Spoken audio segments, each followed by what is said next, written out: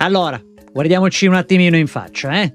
Cerchiamo di essere sinceri. Quanti di voi questa mattina hanno litigato con il filo interdentale? E quanti hanno guardato lo spazzolino pensando lo so che dovrei, però non c'ho voglia? E quanti negli ultimi anni hanno lasciato mezzo stipendio dal dentista per una carie minuscola che però fa un male cane? Ok, ora fermiamoci allora un attimo e ragioniamo. Immagina un sapiens di 20.000 anni fa.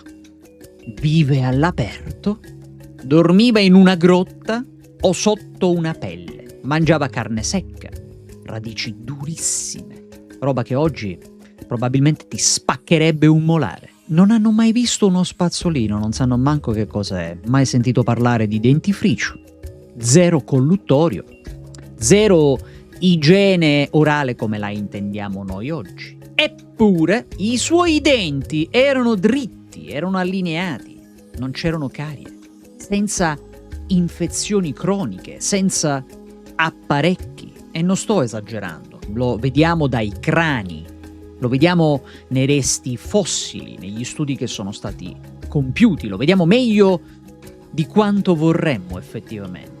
E allora è qui che parte il cortocircuito, perché oggi effettivamente abbiamo tutto. Tecnologia, prodotti specifici, pulizie professionali ogni 6 mesi. Loro niente. Eppure sorridevano meglio di noi. Quindi la domanda, anche in questo caso, è inevitabile.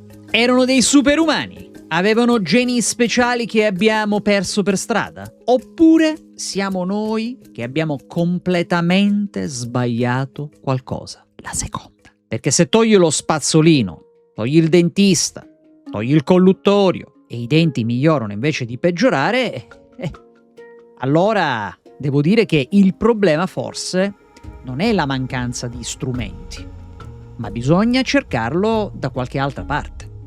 Ed io oggi ti voglio portare proprio lì, non nel bagno di casa tua, per cortesia, ma indietro nel tempo, in una grotta fredda, con un sapiens che mastica qualcosa di durissimo e non ha idea che migliaia di anni dopo il suo sorriso smagliante ci avrebbe messi così in crisi. C'è questo tizio, si chiama Ötzi, lo trovano tra i ghiacci delle Alpi, bello conservato, è lì da più di 5.000 anni, assolutamente congelato, con vestiti, armi e la bocca ancora intatta. Allora gli scienziati gli fanno di tutto. TAC, raggi X, analisi che oggi pagheresti come un'auto usata.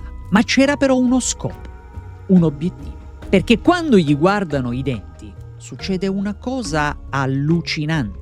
Io la prima volta che l'ho letto ho pensato, sì vabbè, ma quando mai? Ma stai scherzando? Oh, niente carie, zero.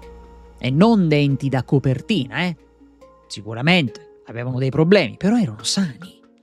Il trucco però c'è, ed è tutt'altro che elegante, perché il nostro caro Ötzi, i suoi denti sono consumatissimi, però sono appiattiti, perché mangiava pane fatto con farine macinate tra due pietre. Niente mulini, niente setacci fini. Ogni boccone conteneva microscopica polvere di pietra, cioè il nostro Ötzi in pratica si è fatto una bella colazione abbondante di sabbia incorporata. Altro che cereali integrali, lui ha integrato le pietre. E non solo, i denti non servivano solo a mangiare, li usava praticamente come degli strumenti. Per fare che cosa? Per mordere il cuoio, per strappare delle fibre, per lavorare materiali duri. Il dente per lui non era una cosa da proteggere, era un attrezzo. E qui viene la parte interessante. La sua bocca era sempre sotto stress, sempre in uso, sempre allenata. Attenzione a questa parola perché è rilevante. Era come se fosse costantemente in palestra a fare sollevamento pesi. Tanto per rendere figurata l'idea. I nostri denti invece? Dieta morbida, cibi raffinati, zuccheri ovunque. È come se vivessero invece alle Maldive. cioè in vacanza permanente, a mangiare budini e yogurt dalla mattina alla sera per millenni, dopo il nostro caro Ozzy. E quando qualcosa però va storto, questi denti si spezzano, si cariano, si infiammano e so dolori. Ozzy invece non aveva il colluttorio, ma aveva una bocca che lavorava davvero. E qui entra in scena una figura che a me personalmente fa sempre sorridere e arrabbiare allo stesso tempo, ne abbiamo già discusso. Jared Diamond. Ancora lui, ragazzi, uno che ha avuto il coraggio di dire una cosa proibita, una cosa che fa storcere il naso a mezzo mondo. E qual è questa cosa? Dell'agricoltura, secondo lui, è stato il peggiore errore della storia umana. Boom! Prima dell'agricoltura masticavamo pietre praticamente, carne fibrosa, radici, semi grezzi, cose che ti fanno lavorare la mascella sul serio. Ogni morso era uno spazzolino naturale. Perché? Perché i denti si autopulivano sfregando tra loro. La placca non aveva vita facile, praticamente l'abbiamo inventata noi la placca. Poi però arriva l'agricoltura e arrivano cereali, farine, le pappe, i cibi morbidi, appiccicosi e soprattutto, signori, il male di tutti i mali, lo zucchero. Ma non quello da dessert, ma quelli nascosti ovunque, quelli che si infilano tra i denti e praticamente ci restano a vita. Ed è lì che si materializza il disastro vero e proprio, perché la bocca smette di lavorare. La mascella inizia a rilassarsi, i denti non vengono più limati dall'uso. Risultato: carie, infezioni, problemi cronici. È come se avessimo fatto un patto con il diavolo, un contratto a tempo indeterminato. Abbiamo detto più comodità, meno fatica, però in cambio una bocca molto più debole. E la cosa, signori, non è che finisce qui, no, troppo semplicistica. Perché? Quando smetti di masticare duro, non solo cambiano i denti, ma cambia anche la forma della faccia. Si restringe letteralmente. Avete presente i denti del giudizio che non escono, che restano bloccati? Beh, il motivo non è questione di sfortuna, è questione di design della faccia assolutamente sbagliato. I nostri antenati, se ci fate caso, avevano molto più spazio in bocca. Noi no. E da cosa lo deducete? Dal fatto che avessero facce più allargate.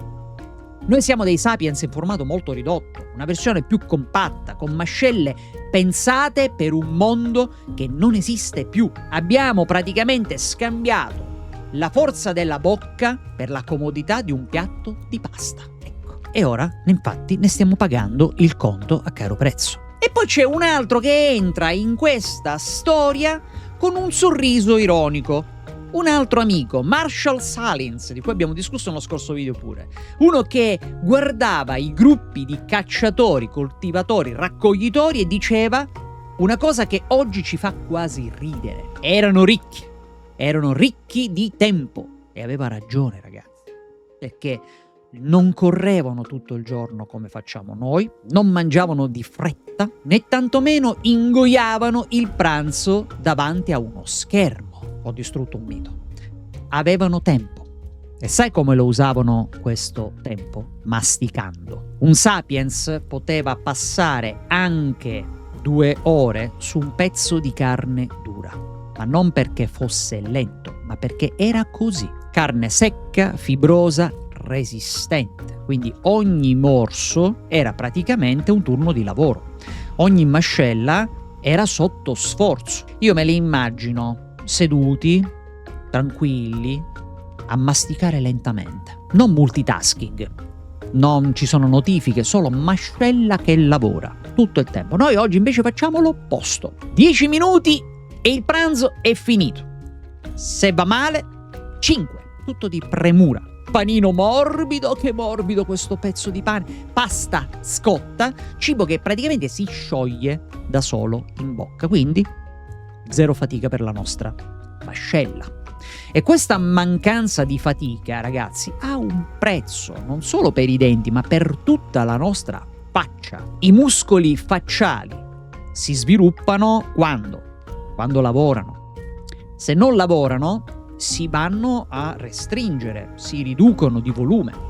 E quando la muscolatura si riduce, di riflesso la mascella cresce meno e quindi lo spazio diminuisce per i nostri denti. I denti però sono sempre quelli.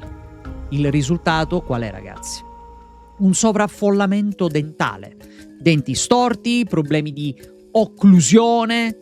Ed ecco il paradosso quindi più assurdo, cioè oggi con tutta la tecnologia che abbiamo spendiamo migliaia di euro in apparecchi ortodontici, anni di fili interdentali, elastici, controlli, eccetera eccetera, per fare che cosa? Artificialmente quello che una mascella è preposta a fare e faceva da sola. In pratica l'apparecchio è una palestra tardiva. Una palestra che non abbiamo frequentato da piccoli. I sapiens masticavano. Noi correggiamo. E tutto perché abbiamo deciso di nostra sponte che mangiare doveva essere facile, veloce, comodo, piacevole. E poi c'è il capitolo che tutti fingiamo di ignorare. Quello un po' più schifoso, però fondamentale, ragazzi. I batteri. La nostra bocca è un ecosistema abnorme di batteri. Non è una stanza sterile, è viva, ok? Dentro la nostra bocca c'è vita. Una volta nella bocca dei sapiens c'era molto più equilibrio, un po' come un bosco sano, ok? Tante specie diverse, nessuna che prendeva il sopravvento sull'altra. Oggi invece i batteri buoni ce li siamo giocati, sono rimasti quelli dannifici. Noi abbiamo oggi quelli che amano lo zucchero, quelli che producono gli acidi, ma quelli che poi che cosa fanno? Scavano le carie. Ecco perché succede una cosa assurda. Salti una sera di spazzolino e il giorno dopo sembri un drago sputafuoco. Alito pesante, bocca acida, sensazione di sporco immediata. E non perché sei più sporco effettivamente dei sapiens, ma perché il tuo ecosistema è molto più fragile di quello loro. Un sapiens poteva passare tranquillamente settimane, mesi, senza lavarsi i denti. Non aveva un alito alla menta, ovviamente, mangiava praticamente carcasse, eccetera, eccetera, però aveva una bocca stabile, usata, consumata, pulita dal lavoro meccanico, che si autopuliva. E quindi arrivati fino a questo punto una domanda pratica viene fuori da sola. E che facciamo allora? Buttiamo lo spazzolino? Il filo interdentale lo usiamo per legare la salsiccia? No, assolutamente no, perché sennò il vostro dentista mi viene a cercare con il trapano in mano fino a sotto casa. Non voglio questo. Ma forse possiamo smetterla di mangiare solo roba che si scioglie da sola. Dovremmo allenare un pochettino di più la nostra mascellina, perché la storia, senza farci la morale, una cosa ce la sta dicendo chiaramente. La nostra bocca è fatta per lavorare. E allora io adesso ti lascio con una sfida semplice. Scrivilo qui sotto nei commenti e fammi sapere qual è l'ultima cosa veramente dura che hai masticato. Io intanto vado cercarmi qualcosa di preistorico, però tranquilli, niente radici congelate. Forse mi vado a cercare una crosta di pane da masticare. Noi ci vediamo, se volete, al prossimo video. Ciao ciao!